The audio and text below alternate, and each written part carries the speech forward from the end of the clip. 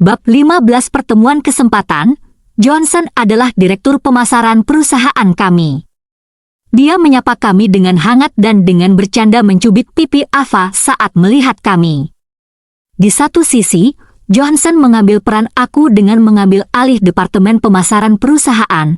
Akulah yang membawanya ke perusahaan, dan dia bekerja di bawah aku selama lebih dari setahun. Saat itu, Departemen pemasaran berfokus terutama pada penjualan, yang hanya terdiri dari 5 orang. Johnson adalah lulusan perguruan tinggi yang cerdas dan ahli dalam bidang pemasaran. Dia memiliki lidah perak yang bisa meyakinkan siapapun tentang apapun.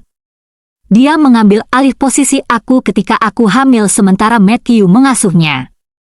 Aku tahu Johnson sering mengunjungi tempat ini karena dia mengatur kamar pribadi untuk kami dengan bantuan manajer restoran.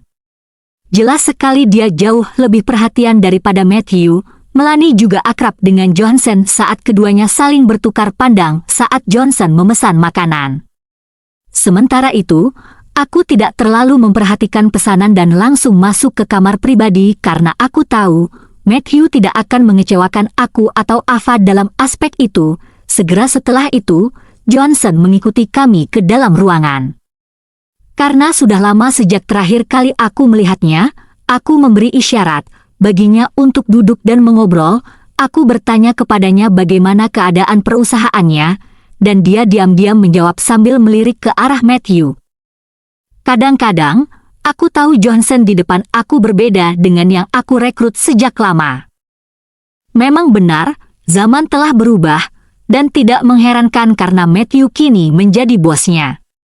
Di mata Johnson, aku hanyalah mantan bos yang sudah melewati masa jayanya dan lebih rendah dari presiden perusahaan saat ini.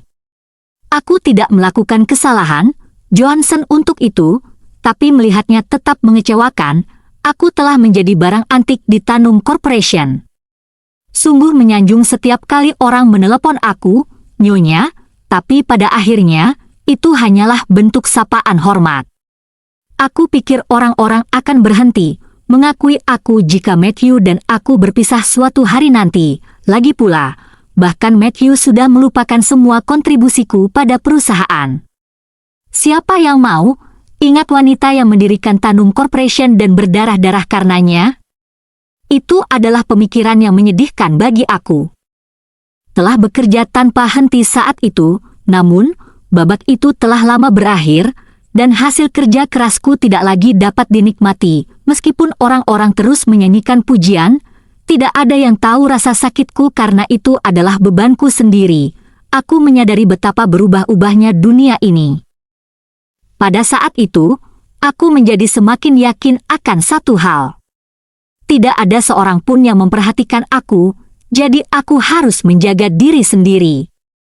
Aku pikir lebih baik aman daripada menyesal, yang membuat hati aku sakit lagi. Mungkinkah Matthew begitu kejam? Aku masih tidak percaya dan menyimpan harapan untuk masa-masa sulit yang kami alami. Aku hanya ingin dia mengingat apa yang telah kami lalui bersama.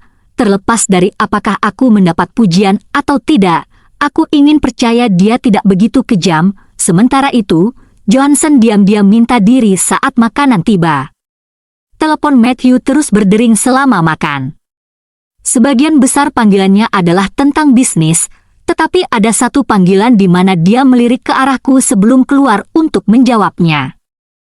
Tubuhku menegang saat aku melihatnya pergi. Aku pamit ke kamar kecil dan melihat Matthew berbicara di telepon di koridor, terus-menerus menjawab dengan MMM. Adegan familiar itu mengingatkanku pada video call-nya denganku di hotel beberapa hari lalu. Dia melihat aku keluar dan buru-buru mengatakan kepada orang di seberang sana, "Baiklah, kalau begitu, ayo kita lakukan seperti itu. Buat saja, tentu kualitasnya bagus. Materinya tidak menjadi masalah." Kamu putuskan. Ketika dia menutup telepon, aku berjalan melewatinya dan pergi ke kamar mandi. Meskipun kedengarannya seperti ada panggilan bisnis, aku bertanya-tanya mengapa dia harus pergi dan berbicara di luar. Saat aku mencuci tangan, Matthew muncul di luar pintu dan berkata, "Seorang klien menelepon aku tentang barang bekas, bahan." Bukankah itu tanggung jawab Johnson? Kenapa mereka malah meneleponmu? Aku mengambil tisu sambil melihatnya, refleksi di cermin. Oh, klien lama sedang merenovasi rumahnya, jawab Matthew samar-samar. Jadi begitu. Aku akan ke kamar kecil, jadi kamu harus pergi dan memeriksa Ava.